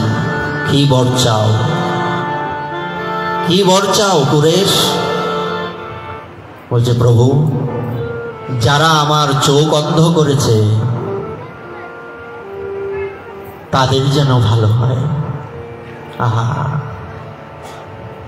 যারা আমার চোখ অন্ধ করেছে ওই এলাকার সবার যাতে ভালো হয়। এই কথা কেন বলছো? কেন বলছি জানে? আমি যখন অন্ধ অবস্থায় আমার গুরুদেবের কাছে এলাম, গুরুদেব আমার প্রতি প্রসন্ন হয়ে কোনোদিন ওনার রাঙা চরণ আমার মস্তকে দেননি, আজকে দিয়েছে। আমি বুঝলাম আজকে আমার গুরুদেবের সেই লিস্টে আমার নামটা উঠেছে। যাদের কারণে হয়েছে তাদের অমঙ্গল কি আমি চাইতে পারি? মনে নেই শিবানন্দ সেনকে নিত্যানন্দ প্রভু লাথি মারলেন, এত দেরি হলো আসতে? ঘুরতে ঘুরতে পড়লেন, গিয়ে উঠে দাঁড়ালেন, উঠে উদ্দণ্ড নৃত্য করতে লাগলেন। আমার আজকে সৌভাগ্য হয়েছে, আমার আজকে সৌভাগ্যের উদয় হয়েছে, জগৎগুরু নিত্যানন্দ প্রভুর কৃপা হয়েছে। বলছে কিভাবে? এতদিনে আমি বুঝতে পারলাম, আচ্ছা শাসন কাকে করে? নিজজনকে শাসন করে লোক। আজকে বুঝতে পারলাম সেই জগৎগুরু নিত্যানন্দ প্রভুর সেই খাতার মধ্যে আমার নামটা উঠেছে। স্ত্রী বলছেন, কাঁদছেন কেন? আরে তুমি কাঁদছো কেন? লাথি না আমি খেয়েছি। বলছে এই জন্য কাঁদছি না। কেন? নিত্যানন্দ প্রভু অভিশাপ দিয়েছেন আমার 3 পুত্র মরুক। নিত্যানন্দ প্রভু যদি বলেন আমার 3 পুত্র মারা যাক, তাহলে কি কেউ আটকাতে পারবে? শিবানন্দ সেন হাসলেন, এসে বলছেন, আরে পাগলি, আরে পাগলি, আমি 3 পুত্র দিয়ে করিটা কি? আমার 3 পুত্র মারা যাক, নিতাই চাঁদ আমার। এই 3 পুত্র তো আজকে আছে, গত জন্মে ছিল না, আগামী জন্মেও থাকবে না, আগামী জন্মেও থাকবে না। কয়েকদিনের জন্য দেখা হয়ে গেল। রাস্তায় চলতে চলতে পথিকের সাথে পথিকের দেখা হয় না, তেমনি ভাবে আমাদের এই আত্মীয় স্বজনের সাথে দেখা। তুই কাঁদছিস? নিতাই চাঁদ আমার।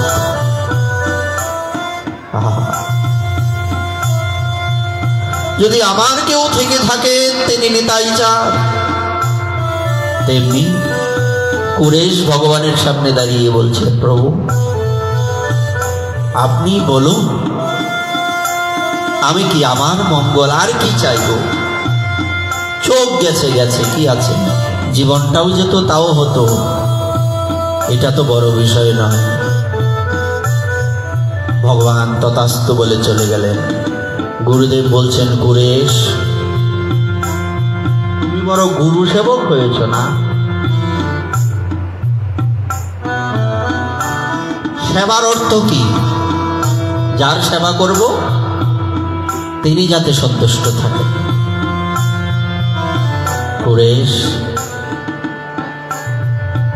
তুমি কি তোমার সন্তুষ্টি দেখেছো না আমার সন্তুষ্টি দেখেছো? তোমার চোখ দুটো যদি ভালো হতো আমি সন্তুষ্ট হতাম, কিন্তু তুমি কি চাইলে? নিজের মহিমাই তো প্রকাশ করলে। গুরুদেব আমার অপরাধ হয়ে গেছে, আপনি বলুন, আবার আমি গিয়ে প্রভুর কাছে চাইব। অলৌকিকভাবে প্রভু সেদিন কুরেশের দুটো নয়নের দৃষ্টি ফিরিয়ে দিয়েছিলেন। বলবার তাৎপর্য, আরে এই জগতের এমন কি আছে যা কিনা গুরুদেবের সেবার সামনে বরাবর হতে পারে, নিতাই চাঁদের সেবার সামনে বরাবর হতে পারে? কেননা সেই নিতাই চাঁদের চরণটা কেমন সুশীতল, নিতাই চাঁদের চরণটা কেমন নিতাই পদ কমল। সেই সুশীতল চরণের ছত্র ছায়ায় যারা আছে, আর যাই হোক তাদের পতনেই সম্ভাবনা নাই।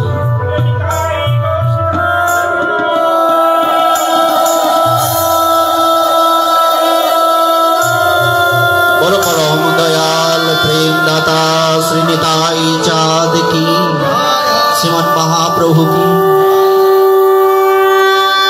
নিতাই চাঁদের চরণের ছায়াটা শোষিত। নিত্যানন্দ প্রভু বলছেন, তোমরা যথেষ্ট রূপে হরিনাম করো। যথেষ্টম রে ভ্রাত কুরু হরি হরি ধ্যান মানিসম ততব সংসারাম্বুদি তরণদায়ময়ী লগে ইদম বাহুস্ফুটৈরটতিরটয়নজ প্রতিগৃহম ভজে নিত্যানন্দম ভজন্তরু কন্দম নিরবধি। তোমরা যথেষ্ট রূপে হরিনাম করো। যদি তোমাদের মুক্তি না হয়, আমি নিতাই চাঁদ দায়ী রইলাম। এটা তো নরমাল কথা। নিতাই পদকমল, এটা তো নরমাল কথা। নিতাই চাঁদ কি করছেন? বলছে নিতাই চাঁদের কথা কেন? বলছে নিতাই চাঁদেই তো গুরুদেব, গুরুতত্ত্ব তো উনি। ইনি সবার কাছে গিয়ে হাত জোর করে ভিক্ষা করছেন, তোমরা সবাই হরিনাম করো, গৌর নাম করো। মুখে যদি একবার গৌর হরি বলো, বিশ্বাস করো, আমাকে বিশ্বাস করো, আমি তোমার হয়ে যাব, তুমি আমার হয়ে যাবে। দুষ্ট ব্যক্তি তো শোনে না, হাত ধরেছে শোনে না। নিতাই চাঁদ সেই দুর্বৃত্ত ব্যক্তির পায়ে পড়েছে। দেখো, বিশ্বাস করো, তোমরা যদি মহাপ্রভুর নাম করো, হরিনাম যদি করো, আমি তোমাদের জন্য দাঁড়িয়ে থাকবো। যেদিন তোমাদের মৃত্যু হয়ে যাবে, কেউ তোমাদের পাশে থাকবে না, সেদিন সেই পার ঘাটের সামনে আমি নিতাই চাঁদ দাঁড়িয়ে থাকবো। সত্যি তো আমাদের কি প্রার্থনা? নিতাই চাঁদ আসুন আর না আসুন, দাঁড়িয়ে থাকুন আর না থাকুন, গুরুদেব তুমি যেন এসো। যেদিন পার ঘাটে বসে থাকবো, সেদিন আমায় দেখা দিও। গুরুদেব বলছেন, আরে পাগল, তুই কি আমাকে ডাকবি আর তুই কি বলবি যে পার ঘাটে আমি দাঁড়িয়ে থাকবো? তুই বলিস আর না বলিস, তুই বুঝিস আর না বুঝিস। দেখ, তুই কীট পতঙ্গ হয়েছিস, সেখানে আমি গিয়েছি তোকে রক্ষা করতে। মানব রূপে এসেছিস, রক্ষা করতে এসেছি। যেখানেই যাবি সেখানেই আমাকে যেতে হবে। তুই বুঝিস আর না বুঝিস, ডাকিস আর না ডাকিস, আমি নিজ গুণে এসেই তোকে রক্ষা করব। আহা, এই কাজ তো আর কেউ করবেন না, একমাত্র গুরুদেব করবেন। তাই যদি গুরু ভক্তি আমাদের হৃদয়ের মধ্যে প্রবিষ্ট না হয়, গুরু ভক্তিতে যদি আমাদের কার্পণ্য থাকে, অর্জুন বলছিলেন না, কার্পণ্য দোষৌপথ স্বভাব,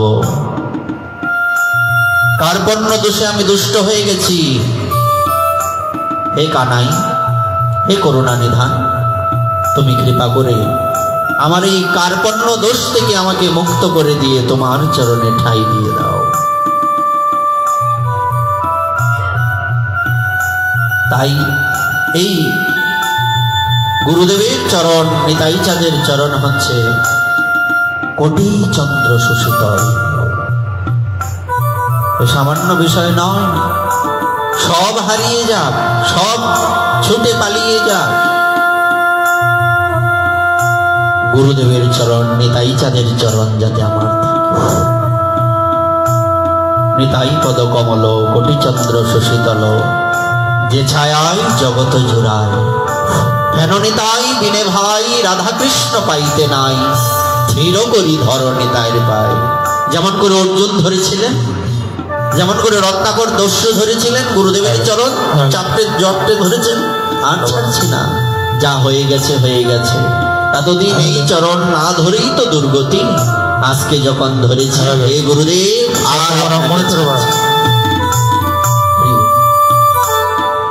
আমার নিতাই পদ কমল কোটি চন্দ্র সুশীতল নিতাই পদ কমল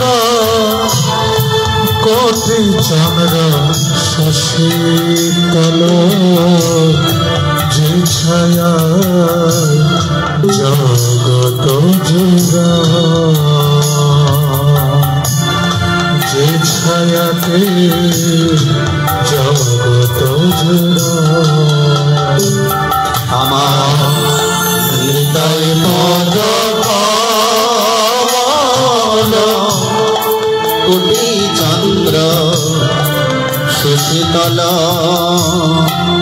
যে ছায়া জগত জোড়া আর হেন নিতাই বিনে ভাই রাধা কৃষ্ণ পাইতে নাই দিন করি ধরমি তার হেন নিতাই বিনে ভাই রাধা কৃষ্ণ পাইতে নাই ধীর করি ধরণী তর আর দিন করে ধরনি তার দিন করে ধরনি তার ধীর করি ধরণী তর ধীর করি ধরণী হরে শেষ মন্দ নাহি যায় বৃথা জনম গেল তার সেই পশু মর দূরা চায় শেষ মন্দ নাহি যায় বৃথা জন্ম গেল তার সেই পশু বড় দুরাচার আমার নিতাই না বলিল মুখে মজিল সংসার সুখে বিদ্যা কোলে কি গো করিবে তা আমার নিতাই না বলিল মুখে মজিল সংসার সুখে বিদ্যা কোলে কি করিতা বলি অহংকারে মত্ত হইয়া নিতাই পদ পাশরিয়া অসত্যের সত্য করি মানে অহংকারে মত্ত হইয়া নিতাই পদ পাশরিয়া অসত্যরে সত্য করি মানে হনিতা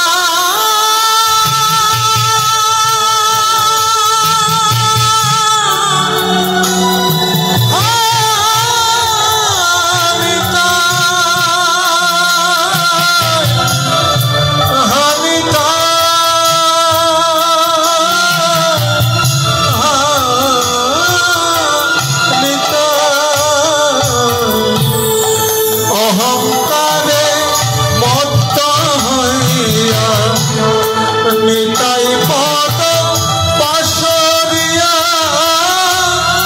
অসত্যের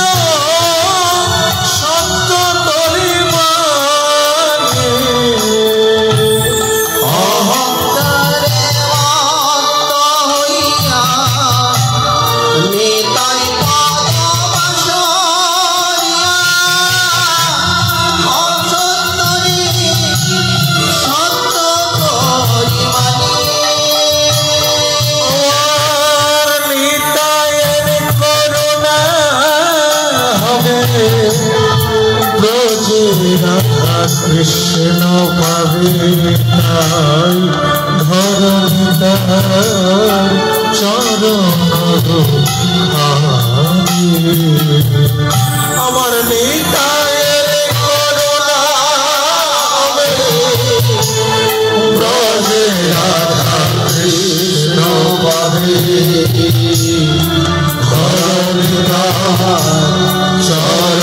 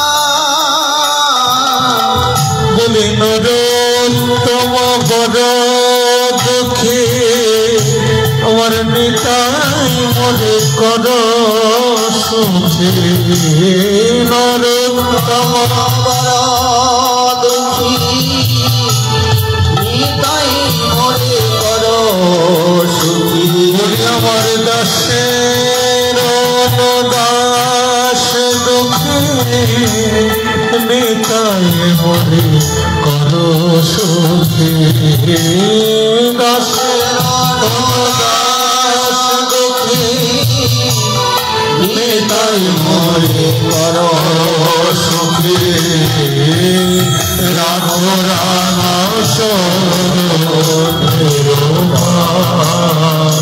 কবিতাই রাখো রাঙা চরণের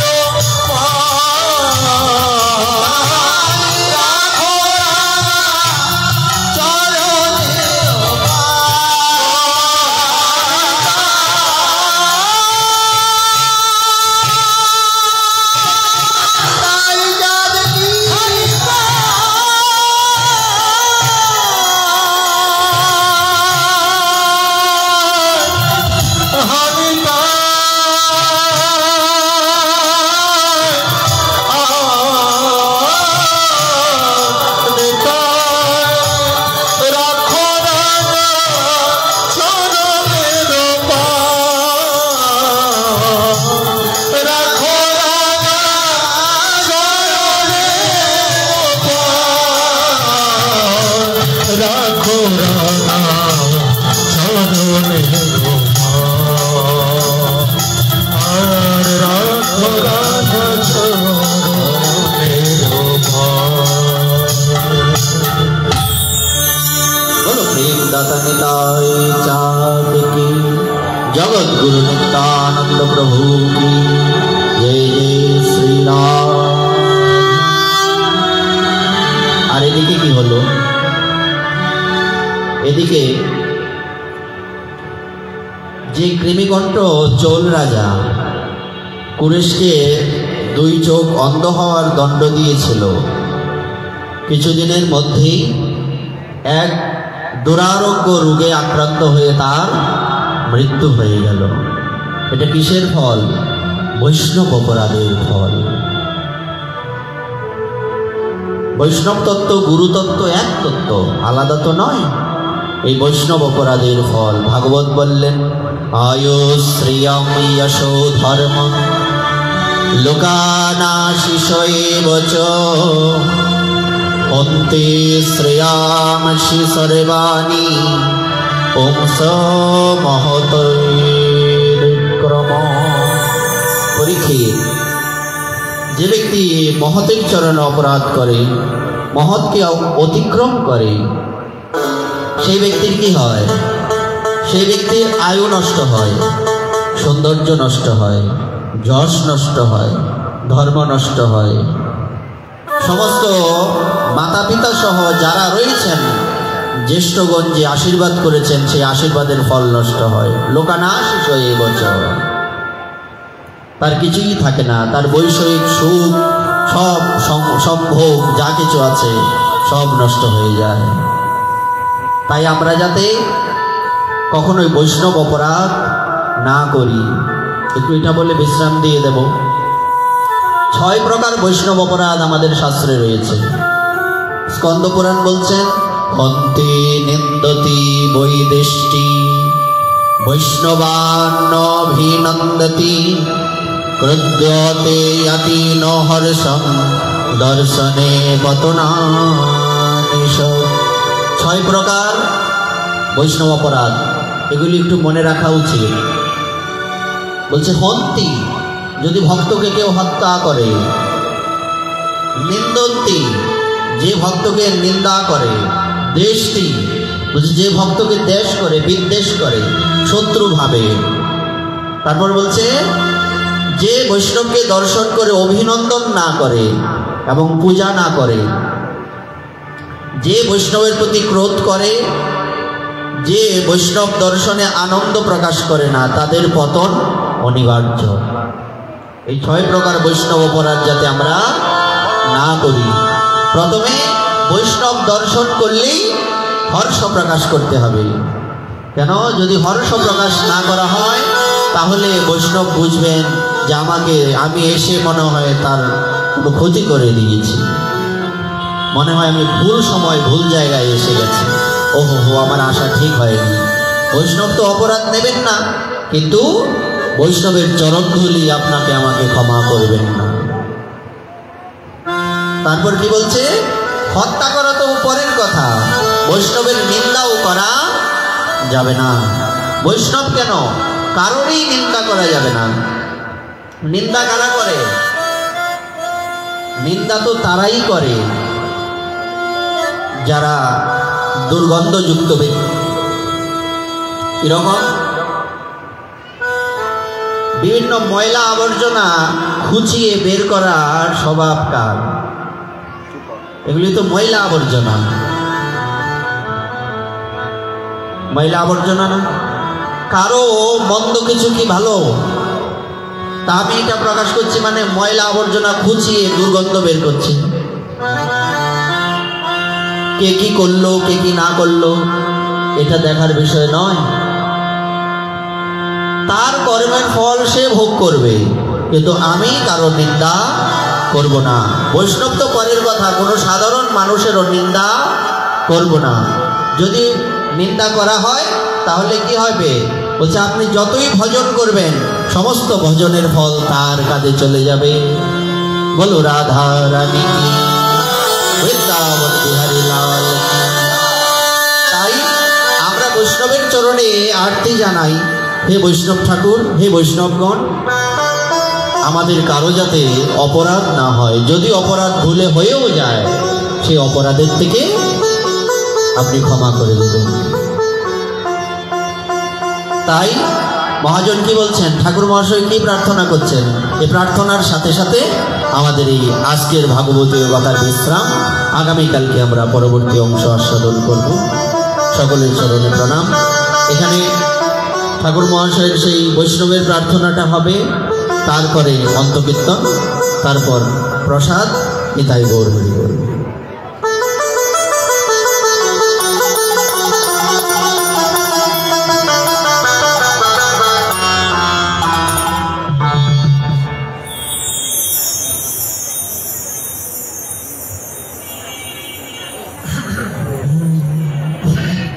হ্যালো হ্যালো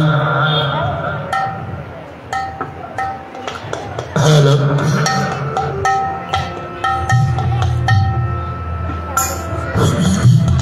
বলি ঠাকুর বৈষ্ণব পদ অবনীর সুসম্পদ, ঠাকুর বৈষ্ণব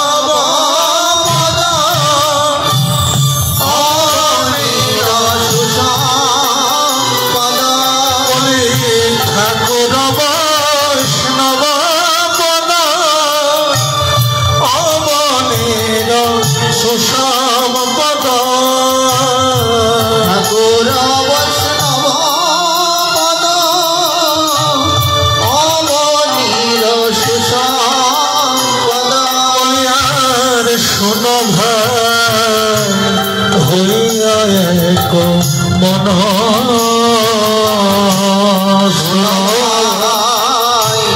হইয়া এক মন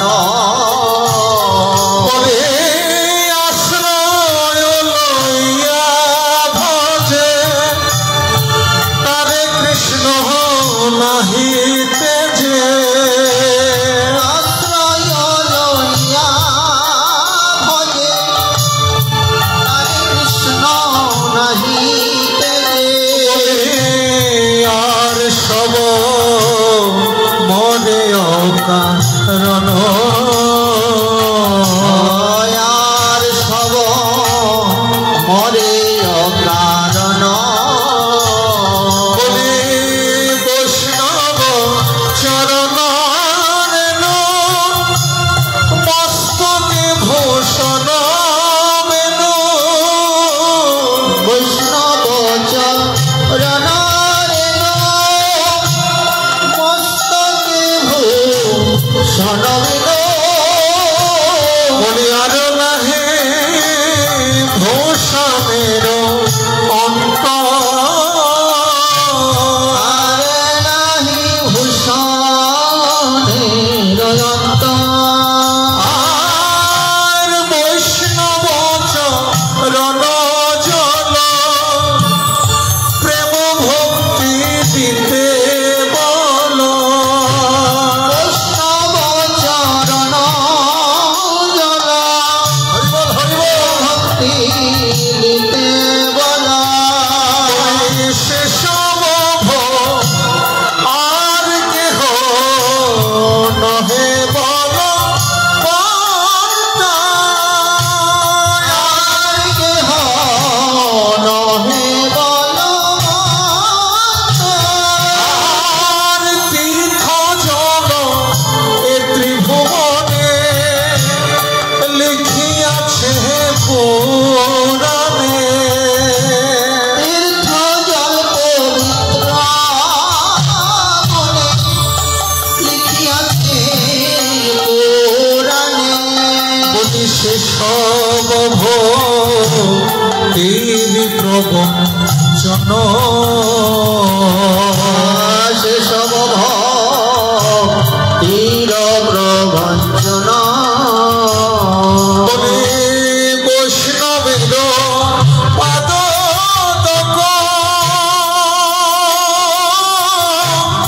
সব নহে সেই সব বৈষ্ণবের চরণামৃত সম নহে সেই সব। আর যাতে হয় বাঞ্ছিত পুরাণ যাতে হয় বাঞ্ছিত পুরাণ। আর বৈষ্ণব সঙ্গীতে মন আনন্দিত অনুপদ বৈষ্ণব সঙ্গেতে মন আনন্দিত অনুক্ষণ। আর সদা হয় কৃষ্ণ পরসঙ্গ আর সদা হয় কৃষ্ণ পরসঙ্গ। আর দিন নরোত্তম কান্দে হিয়া ধৈর্য নাহি বন্ধে নরোত্তম কান্তে হিয়া ধৈর্য নাহি বান্ধে। আর মোর দশা কেন হইল ভঙ্গ মরদশায় কেন হইল ভঙ্গ। আর মোর দশা কেন হইল ভঙ্গ